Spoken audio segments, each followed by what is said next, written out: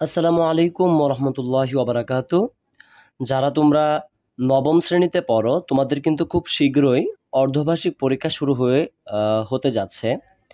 যে কারণে আজকে তোমাদের জন্য আমি তোমাদের অর্ধবার্ষিক পরীক্ষার যে বাংলা দ্বিতীয় পত্র রয়েছে, এটা খুবই শর্টকাটে একটা সাজেশন দিব। তুমি যদি আলিয়া মাদ্রাসার স্টুডেন্টও হয়ে থাকো, তাহলে কিন্তু তোমার এটা কাজে আসবে, তোমার জন্য 100% কাজে আসবে। অর্থাৎ যারা তোমরা স্কুলে পড়ো এবং যারা আলিয়া মাদ্রাসাতে পড়ো, উভয়ের জন্য কিন্তু আজকের ভিডিওটি আমার তৈরি করা হয়েছে। এখানে তোমাদের জন্য যেগুলো গুরুত্বপূর্ণ রয়েছে: রচনা, সারাংশ, সারমর্ম, প্রতিবেদন, ঠিক আছে, ভাব সম্প্রসারণ, পত্র, দরখাস্ত, যেগুলো বেশি ইম্পর্টেন্ট সেগুলো নিয়ে আজকে কিন্তু আমি ভিডিওটা তৈরি করেছি। তো আশা করি তোমার কাজে আসবে। তো আমি আর দেরি করছি না, তো তোমাদের সাথে আমি ভিডিওতে চলে যাই।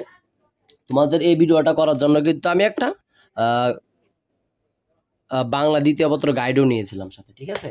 তো সবগুলো কিন্তু তোমার দেখে বুঝে শুনে কিন্তু তোমাদের জন্য ভিডিওটা তৈরি করেছি। তো দেখো, এখানে তোমাদের পরীক্ষাতে কিন্তু এমসিকিউ যে আছে, এমসিকিউ কিন্তু তোমাদের পরীক্ষাতে থাকবে 30 নাম্বারের, ঠিক আছে। এমসিকিউ থাকবে কিন্তু তোমাদের 30 এমসিকিউ, কিন্তু তোমরা 30 নাম্বার পাবে পরীক্ষায়। তো এমসিকিউ পড়ার জন্য তোমাদের যে প্রথম অধ্যায় রয়েছে, প্রথম অধ্যায় থেকে শুরু করে, অর্থাৎ প্রথম পরিচ্ছেদ, এটা অধ্যায় হবে না, তোমাকে দেখাই, এটা প্রথম পরিচ্ছেদ থেকে শুরু করে, দেখো, প্রথম পরিচ্ছেদ থেকে শুরু করে যে ভাষা ও বাংলা ভাষা, এখান থেকে শুরু করে তোমাদের 16, অর্থাৎ তোমাদের সংখ্যাবাচক শব্দ যে রয়েছে, 16 পরিচ্ছেদ পর্যন্ত কিন্তু তোমাদের পড়তে হবে। শুধু তোমার এমসিকিউ 30 নাম্বারের জন্য প্রথম পরিচ্ছেদ থেকে 16 পরিচ্ছেদ পর্যন্ত তোমাদের পড়তে হবে। আশা করি এটা বুঝতে পেরেছ। প্রথম পরিচ্ছেদ থেকে যদি 16 পরিচ্ছেদ গাইড না দেখে শুধু বই থেকে ভালো করে পড়ো, আশা করি তোমরা 30 থেকে কিন্তু তোমরা 30-এ পাবে, ঠিক আছে। তো তারপরে দেখো, তোমাদের অনুচ্ছেদ রচনা যেটা হয়, এটা তোমাদের যে রিটেন, অর্থাৎ তোমাদের 70 নাম্বার রিটেন থাকে, 30 থাকে এমসিকিউ এবং 70 থাকে রিটেন। তো এটা 1 নং প্রশ্ন কিন্তু তোমাদের আসে, এটা 1 নং এ অনুচ্ছেদ রচনাটা তোমাদের পরীক্ষায় প্রশ্নে 1 নং এ আসে, আর নাম্বার থাকে কিন্তু 10 নাম্বার থাকে এটাতে, ঠিক আছে, 10 নাম্বার থাকে। তো দেখো, এখানে খুবই শর্টকাটে আমি দিয়েছি, যেগুলো খুবই ইম্পর্ট্যান্ট আমার মনে হয়েছে তোমাদের পরীক্ষায় আসতে পারে, সেগুলো এখানে দিয়েছি। আন্তর্জাতিক মাতৃভাষা দিবস, এটা অনেক ইম্পর্ট্যান্ট। বইমেলা দিয়েছি, স্বাধীনতা দিবস দিয়েছি, জাতীয় পতাকা দিয়েছি, মোবাইল ফোন দিয়েছি, বুঝছো। তো এখান থেকে যেগুলো বেশি গুরুত্বপূর্ণ আমি এখানে 5টা দিয়েছি, তোমাকে অবশ্যই এই 5টাই ভালো করে পড়তে হবে।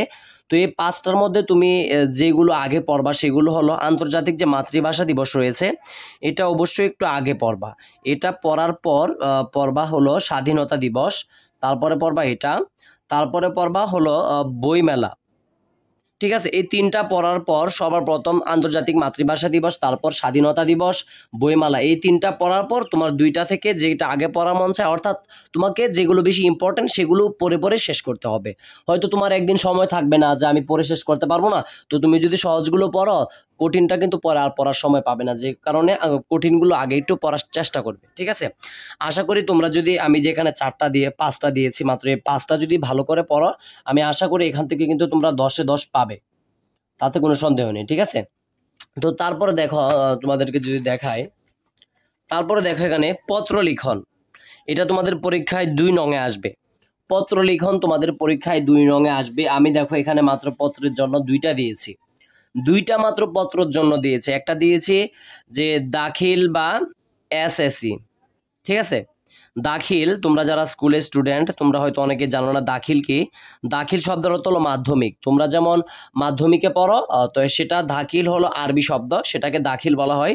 তো এটা দাখিল এবং এসএসসি, এসএসসি বা দাখিল পরীক্ষার প্রস্তুতি, অর্থাৎ তোমার যে পরীক্ষাটা দিবে তুমি, এসএসসি পরীক্ষা বা দাখিল পরীক্ষাটা দিবে, এটার প্রস্তুতি জানিয়ে তোমার মা হতে পারে, তোমার ভাই হতে পারে, তোমার বাবা হতে পারে। তো যাই হোক না কেন এভাবে তুমি একটা পত্র লিখবে এবং বড় বোনের বিবাহ উপলক্ষে, অর্থাৎ তোমার বড় বোনের বিবাহ উপলক্ষে তুমি তোমার অধ্যক্ষ বরাবর, প্রধান শিক্ষক বরাবর, যে প্রতিষ্ঠানে যে শিক্ষক রয়েছে সেভাবে কিন্তু তুমি ছুটি চেতে হবে। তো এই দুইটা জিনিস যদি তুমি ভালো করে বুঝতে পারো, এগুলো আর কোনো সাজেশন দেওয়ার কোনো প্রয়োজন হবে না। তুমি এই দুইটা যদি ভালো করে বুঝতে পারো, 100% গ্যারেন্টি দিয়ে দিলাম তুমি অন্যান্য যেগুলো রয়েছে সবগুলো কিন্তু পারবে, এই দুইটা যদি ভালো করে তুমি প্র্যাকটিস করতে পারো। তো দেখো পত্র থেকেও কিন্তু তোমাদের 10 নাম্বার কিন্তু শেষ, ঠিক আছে। পত্র থেকে তোমাদের 10 নাম্বার কিন্তু আমি শেষ করে ফেললাম, অর্থাৎ 20 নাম্বার এখন পর্যন্ত শেষ। তোমাদের আরো 50 নাম্বার রয়েছে রিটেনের জন্য। তো দেখো তারপর আমি এখানে সারাংশ দিয়েছি, সারাংশ তো আর লিখলে হবে না, যে কারণে তোমাদের পাঠ্য বইয়ে 2 নাম্বার দিয়েছি, 4 নাম্বার দিয়েছি, 5 নাম্বার দিয়েছি এবং 3 নাম্বার দিয়েছি। এইগুলো পড়লে সারাংশ একটা কমন থাকবে, কমন।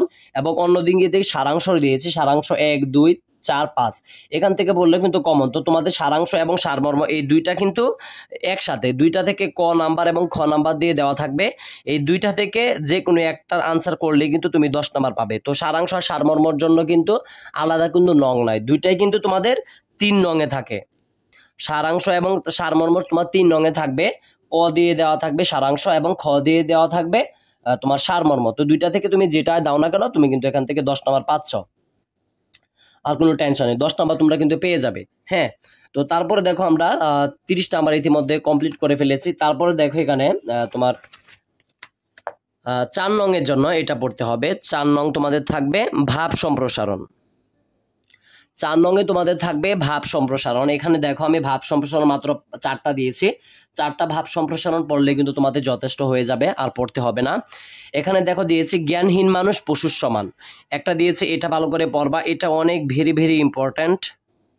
ক্ষুধার রাজ্যে পৃথিবী গদ্যময়, ঠিক আছে, এটা ভালো করে পড়বা, সংক্ষিপ্ত আকারে দিয়েছি, তোমরা অবশ্যই বুঝতে পারছো। তারপর দেখো গ্রন্থগত বিদ্যা পরহস্তে ধন, নহে বিদ্যা নহে ধন হলে প্রয়োজন, যেটা রয়েছে এই 3 নাম্বার, এটাও ভালো করে পড়বো। অর্থাৎ আমি এখানে যে তোমাদের 4টা দিয়েছি, এই 4টাই খুবই খুবই ইম্পর্ট্যান্ট।